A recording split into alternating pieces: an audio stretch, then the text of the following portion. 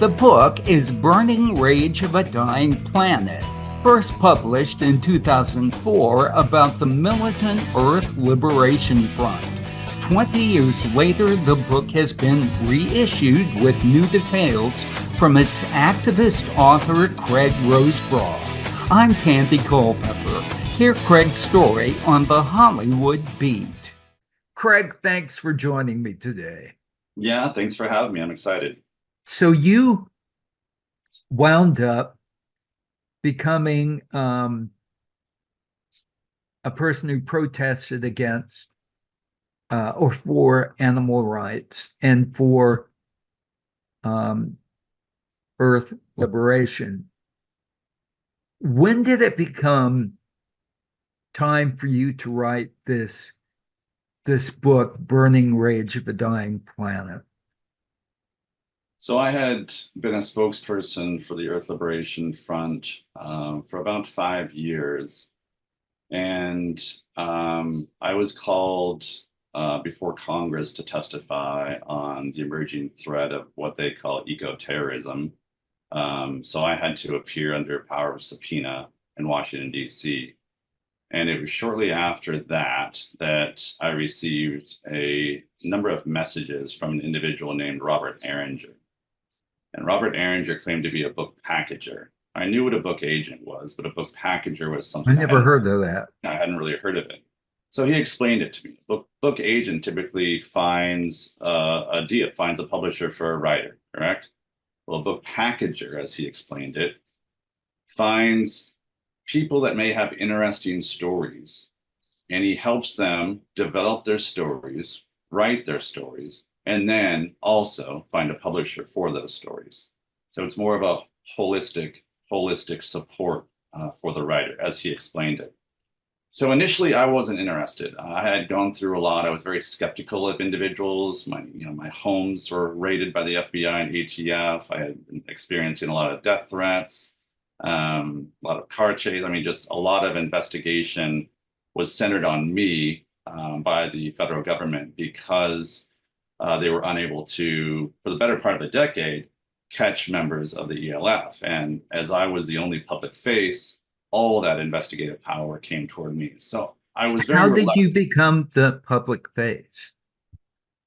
I became the public face by receiving an anonymous communication back in 1997 and making the decision to put that out to the media.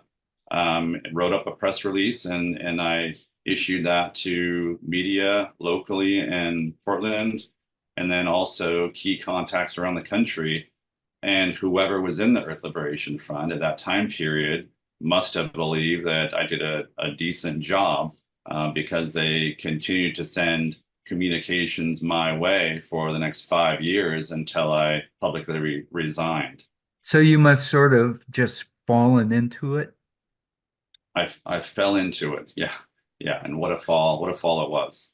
Now, when you got, I read in your book that there were quote unquote cells of people who were in the ELF. But I got the feeling that the ELF was more or less an amorphous kind of thing. There was no command hierarchy, was there? Because to do that meant if you had a name for somebody who led this or led that, it was tantamount to an admission of guilt. Correct. And the group, instead of having any sort of physical membership or a leadership, as we typically think of organizations, instead the organization and the group revolved around an ideology with certain set of widely published guidelines, where if you conducted an action that adhered to these guidelines, you could claim responsibility as part of the Earth Liberation Front.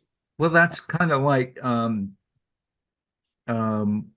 maybe it isn't, but it just came to my mind. Antifa. There isn't really a command hierarchy. it's like people who are anti-fascist or something like that. I mean, I don't Yes. really quite understand, but so you wound up being the disseminator of news, and Mhm. that would be because someone would send you information, but you had no idea who the individual was that sent you the information. That's correct. The communiques, as they were called, would come via a one-way means of anonymous communication. So it would typically be through an anonymous email, an anonymizer, some sort of email relay that would go around the world, and it would brush the original sender's identifying information. So when I got it, even if I wanted to, which I never did, even if I wanted to understand and know who sent it, I never could. I never knew who was sending these messages. Well, that sounds pretty sophisticated to me. If they could send you emails where you couldn't trace them. Um, I would think if for that time period, I think it was very sophisticated. This was back when this technology was first being developed and first used in the public arena, at least.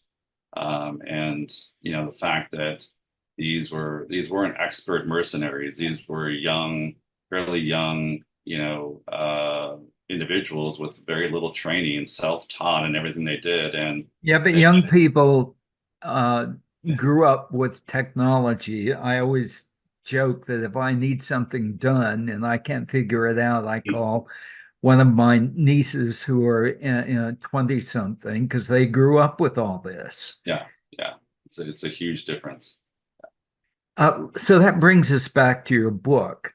If you had this person approach you about writing this book, how could you be certain that this was not someone who was a front for the FBI who was trying to entrap you? That's a great question, and that's something that was always in the back of my mind for the better part of 6 months, 8 months, 9 months. I either didn't respond or told them that I was not interested at that time. I figured if I was going to write a book, I would do it on my own terms and in my own time. But they were very persistent. And so they finally invited me down. I was living in Portland at the time. They invited me down to Santa Barbara for an all expense paid meeting. They put me up in a beachfront hotel Wow. and wined and dined me for 2 days, trying to kind of seal this deal. And before I signed anything, before I agreed, I did as much background checking as I could on these individuals. And I looked online extensively, and to their credit, their tracks were very well backed up. I mean, they had the main individual, Robert Erringer. He had worked on other books, and his name was out there when you searched him. So for all intents and purposes, it really seemed like these individuals were who they said they were. And I felt like, I knew in my heart I wasn't going to release any information that I didn't feel comfortable with, that would incriminate anybody who was involved in these actions. Chief Um, among them, you. yeah, correct, correct. So I gave it a shot, and I began working with these guys in a relationship where I would meet with them every 3 to 4 chapters. They would review the material, and if they approved it, they'd pay me an installment of an advance, and I would continue on with the next set of chapters. So we met in hotel suites around the country as I was traveling. We met in Portland in hotel suites. They were in my private home meeting with me, going over editing sessions. And it wasn't until 9 months later, after working with these characters, it was Robert Erringer and his editor colleague, Frank Martin, as he was introduced to me. 9 months later, I have a first draft of a manuscript done, which was 450 pages at the time. And I figured, huge relief. I've got the first draft done. It was all approved in individual sections. So at least at this point, there might be some minor rewrites, some major editing, etc.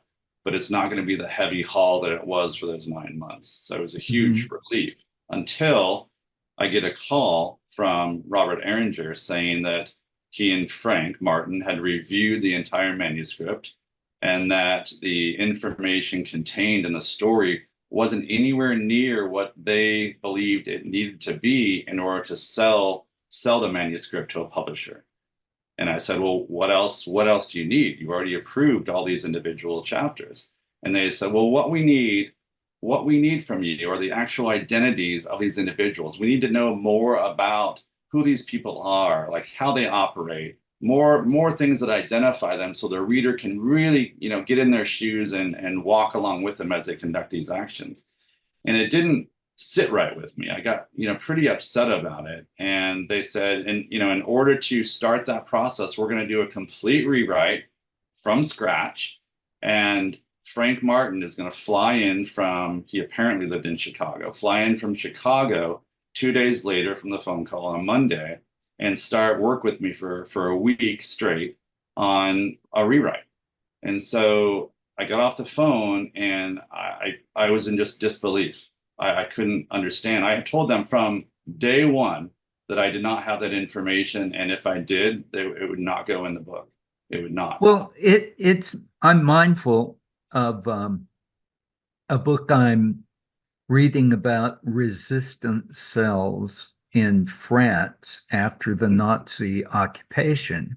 Mm-hmm. And they had pseudonyms that they all used so that nobody used the real name, so that nobody could identify anyone outside of these various cells, and for good reason. So it would be perfectly understandable that you would not be privy to individual identities. That would be insane. Yeah, correct. So, that night after that phone call, I couldn't sleep. It was just going around in my head. And I got back on the computer and like one of those like middle of the night kind of deep dive searches. And I kept on looking into these guys. I kept on looking at page after page after page. And finally I came upon a article on Salon that just when I read it, just made my heart drop. I still, even right now talking, I'm still getting chills. The chills I got that night just overwhelmed me. And what the article said was there was a court case brought by a woman against an individual named Robert Ehringer, who had done something very similar to her, claiming to be a book packager who befriended her and convinced her to write a book. Now, her particular case, this was, she wanted to write a book on the Ringling Brothers circus empire. Supposedly she had some inside information, not necessarily about animal abuse or anything like that, but more about unfair labor practices, the way they treat their employees, etc. But supposedly the information would have been so damning, it would have greatly harmed Ringling Brothers' finances. So she was very intent on writing this book, and Ringling Brothers got word of it. And Robert Ehringer befriended her, claimed to be a book packager, wanted to represent her on this book. In process of representing her, convinced her that there was no market for that book. Instead, she should write a book on the Marsbar family, which had much more marketable appeal. And so the lawsuit came out, all this information came out, and at the time, it was revealed that Robert Ehringer was working with Claire George, who was the ex-director of covert operations for the CIA. Oh my gosh. And they were working for a very exclusive security firm that was run by Claire George. It was hired by Ringling Brothers to basically get all the information they could out of this woman while at the same time preventing her from publishing that book. And they this is like Catch and Kill with Stormy Daniels and Susan McDougal. Yeah. And they even went as far as they provided an advance to this woman to write the book on the Marsbar family. And the advance was directly traced to the Ringling Brothers bank account. I'll be damned. So I read that. I'm seeing buzzwords. I'm thinking, number one, these guys are frauds. Number two, he has some kind of tie to Claire George and the CIA, which was a different league that I'd been playing in. I'd been playing in FBI circles, which is dangerous enough. But the CIA is another beast to deal with. And I didn't know what that meant. So, Black Ops. Yeah. So I mean, literally, I grabbed everything I could that even had the appearance of a weapon in the house, and I didn't sleep. That was on a Saturday. Saturday night, I didn't sleep. And then Sunday night, I didn't sleep. I was just on alert the entire time. Monday morning, I went in and showed, I had captured all the email correspondence, which I still have, that Frank Martin and Robert Erringer ever sent to me. So I had all that documentation, and I brought it all into my attorney's office in Portland, and they had never seen anything like that. I mean, it was something straight out of a movie. It really took them a little while to digest it. And their only initial feedback was, you cannot meet with these individuals. You don't know who they are. You don't know how dangerous they are. Make any excuse, stay away from your house, whatever you need to do not meet with them. And that's what I did. I stayed away, and I was getting calls for the better part of 3 or 4 days from Frank Martin, who was on my front doorstep, banging at the door, trying to get me to open up and work with them. And then finally, Robert Erringer and Frank Martin just disappeared like ghosts for a while. And I didn't know who they were. I didn't know what happened, who they were working for. It was a year later that I found a publisher for that manuscript, Lantern Books in New York, that put out the first edition in 2004. And from 2004 until just 2 or 3 years ago, I never knew who Robert Erringer and Frank Martin were, nor who they nor who they were working for. I had no idea. And then I applied for my FBI file, FOIA request for my FBI file. And after having to file a lawsuit against the Department of Justice, it was revealed my file was at 22,000 pages. What? And they agreed to a release schedule. So I was receiving 500 pages per month for like 2 years or something. And from that data, as well as a undisclosed reporter who knows ex-FBI members, we found out that Robert Erringer and Frank Martin were on the payroll of the FBI working on a counterinsurgency campaign, trying to infiltrate the ELF through me.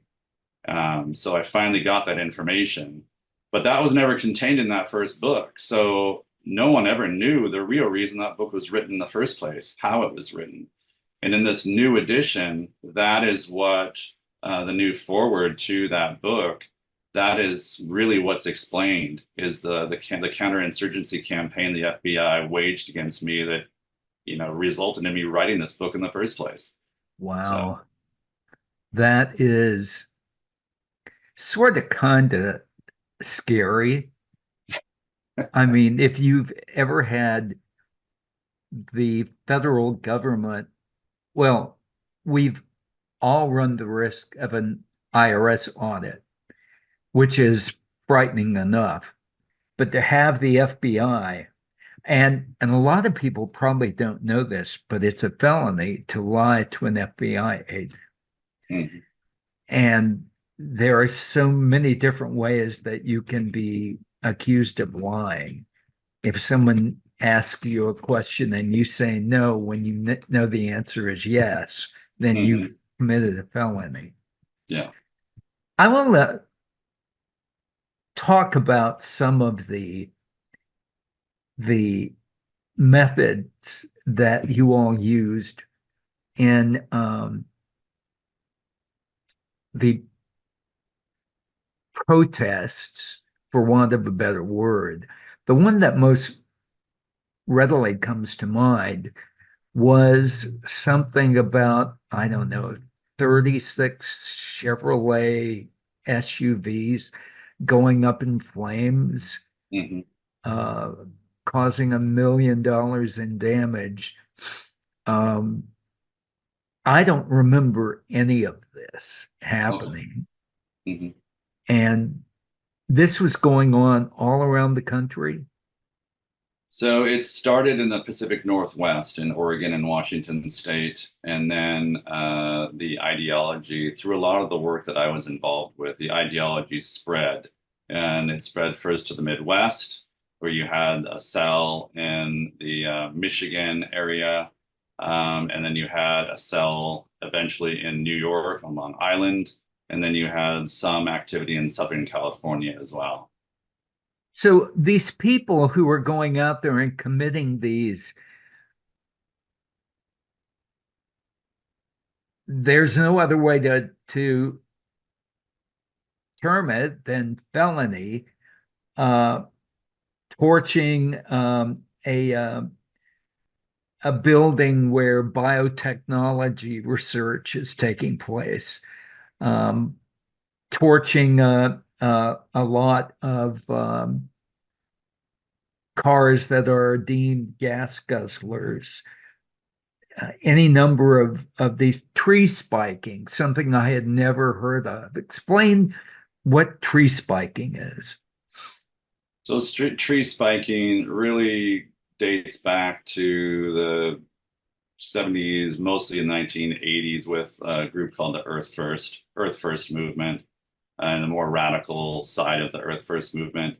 But the belief behind it is they would drive these very long nails, these giant spikes, into trees in an area that was proposed to be cut. And typically, these are protected areas that they're going after saving, whether it's old growth, redwoods, whatever, but more protected trees.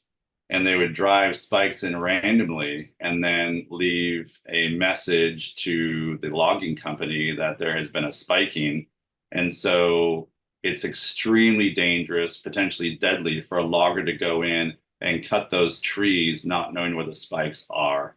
And so a lot of the time, the belief was that it would at least delay the cutting of that timber area, or in the best case scenario, prevent it altogether.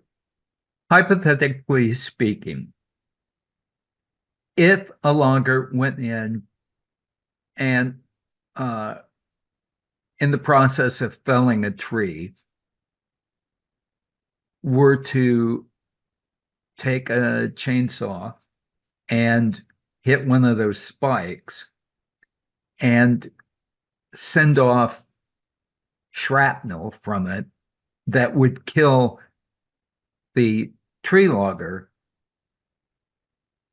could that wind up being grounds for manslaughter? Certainly. Or so there was always the risk of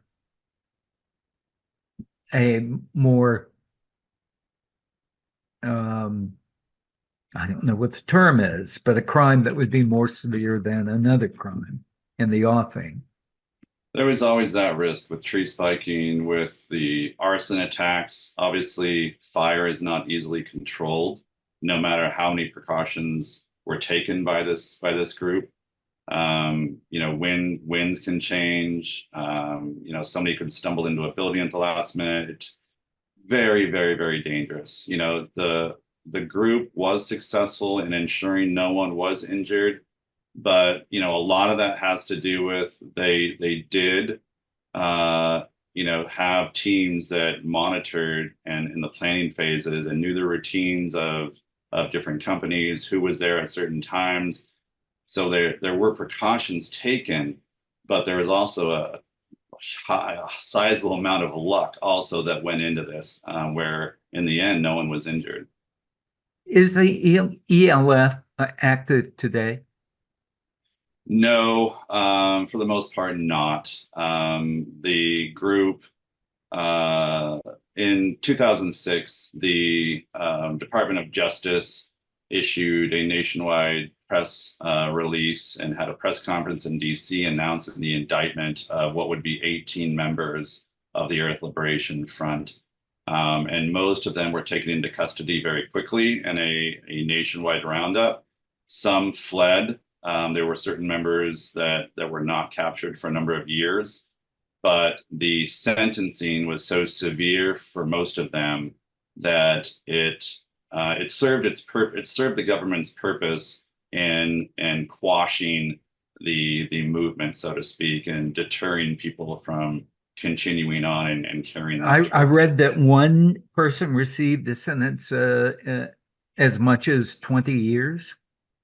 So Marius Mason, who is with the Midwest cell of the ELF, he received 22 and a half years in prison. He's still in prison right now. And that would be a an example that would deter that sort of involvement, I would think, as you just referred to. The political climate today is such that were the ELF or something similar to it to be active today, given the polarization of politics in this country, and given, as you bring up in your book, the climate in a post 9/11 world, and now in a post January 6 world, how do you think it would be viewed? And would it be even more dangerous? And how do you think the public would view it today? You know, one of the judges who recently did the final sentencing for one of the last members who was eventually caught, Joe Dibby, he went on the run to Syria and then lived in Russia for a number of years and was caught in Havana in, I think, 2017, and then transported back to the US and was held awaiting trial or sentencing for years. And then I think it's been 2 years ago now, he was finally sentenced to time served. And in that process, the judge had actually mentioned that the political climate is different today than it was back in the post 9/11 hysteria, where you had abundance of resources allocated to stopping anything that remotely looks like terrorism. And these sentences, like Marius Mason, 22 and a half years. I'm an attorney. I worked for the Arizona Justice Project for a number of years, and I know in reviewing cases back then that a lot of murder charges, sentences can be 15 years less than Marius Mason got, where he never harmed anybody physically. So there was obviously a deterrence back then that was used effectively. But that being said, while times may have changed and we're seeing more direct impacts of our inaction when it comes to the environment, climate change is no longer debatable. It's here, and it's getting worse. So while you would think that the public would be more supportive of this type of activity if it happened again, I think when it's in the here and now, it is too easy to be labeled by the powers that be as terrorism. And once that label sticks, that label is very hard to erase in the minds of the public.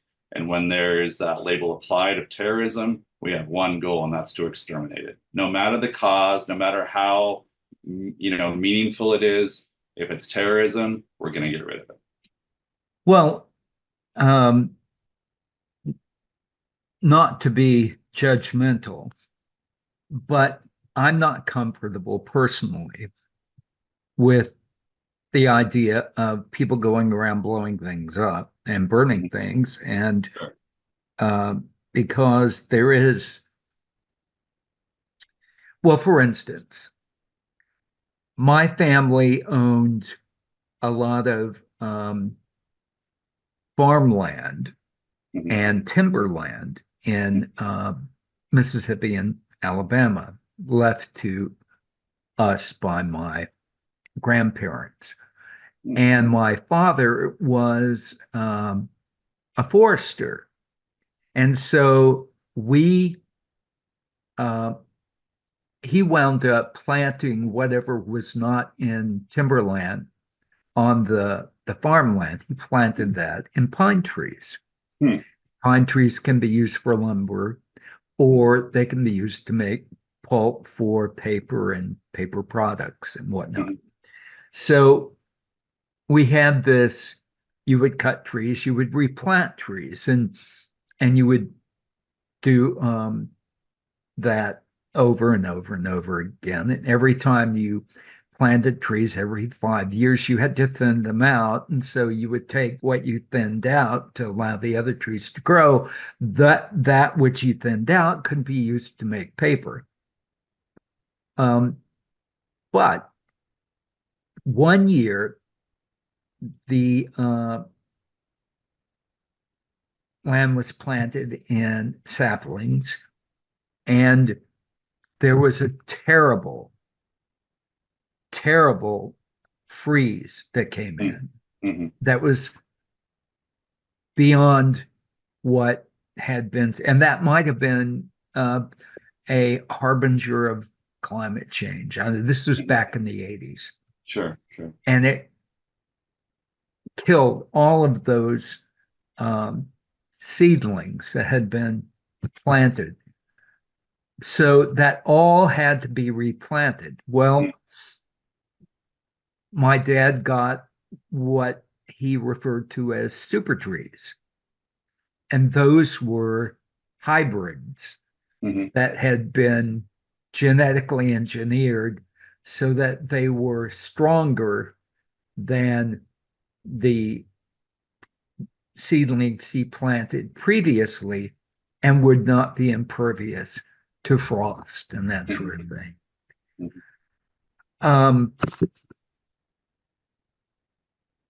How would the ELF have thought about our genetically engineered pine trees? I wondered about that as I was reading your book. I mean, that is biotechnology,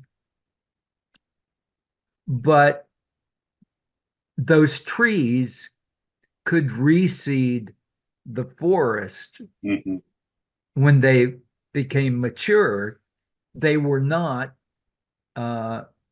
sterile, I think you mentioned. So there isn't a one size fits all. Some biotechnology, all biotechnology is not bad. But you mentioned a term, something saboteur rather than eco-terrorist. What was the first part of the saboteur term? Oh, I mean, they're referred to as eco-saboteurs. Yeah, I don't recall what You I didn't said. want to use the word terrorism. You made a movie called Greedy Lying Bastards that one critic compared you to Michael Moore. And I thought, wow, that's high praise. I subscribed to his newsletter. Oh, you do? Oh, I'm all about whatever Michael Moore thinks. I want to hear it because he predicted that Donald Trump would be elected. That's right. That's right. And now he's all in for Kamala, which makes me feel good. What was that movie about? So Greedy Lion Bastards was an investigation into the denial campaign that has been waged by the fossil fuel industry. It's think tanks, it's the politicians that end up being on the payroll of the fossil fuel industry. It's been a elaborate and very hard-hitting campaign that has gone on for decades, and it's been purposeful. I mean, this is not new news at this point now. When Greedy Lion Bastards came out in 2013, it was fairly new news, but now there's documentation, including court documentation, that Exxon knew of the dangers of, at that time it was called global warming, decades ago, and refused to do anything about it. So it was, yeah, Greedy Lion Bastards was that kind of exploration into trying to figure out why there's no action. Like, we have a scientific community that is raising alarms and trying to wake us up in terms of how dangerous, how much of a threat the climate crisis is right now, and that we need to do something serious about it. And on the political side, next to nothing realistically is being done about it. So this was an attempt, through film, to try to identify one of the key reasons as to why there's no action on climate change from a political spectrum. You can watch that on a streaming service, can you not? Yeah, it's on Amazon Prime, at least in the US right now. Cool. Oh, I forgot what I was going to say. I'll have to edit here. Hold on. We were talking about the movie and talking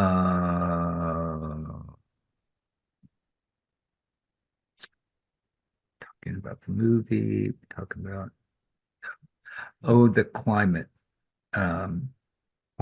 crisis. I find this. Donald Trump has said that climate change is a hoax. You know how he always says hoax, and there's an S at the end. Gotta love that guy. Yep. But he says it's a hoax. So you've got roughly 38 to 40% of the public. They're not Republicans. I was a Republican way a long time ago until I realized the error of my ways. This is not the Republican Party. This is the cult of Trump. Mm-hmm. He says that climate change is a hoax. So all those Trumpy people out there who believe everything he says and they swallow it without any question, they all think that climate change is a hoax and doesn't exist. So where does that leave us? You've got lobbies, people trying to get money out of elections and trying to get public funding for elections so that you won't have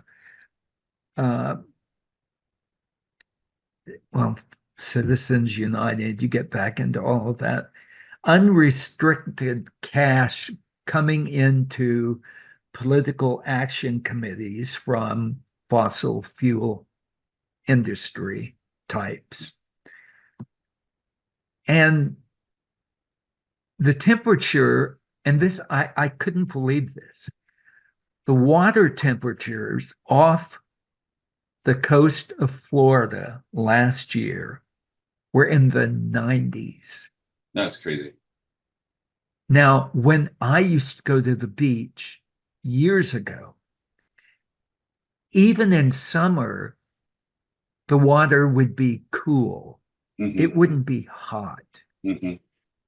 But 90 degrees, and that's the reason why storms form so quickly and reach the strength that they do so quickly, because the warm water fuels those storms.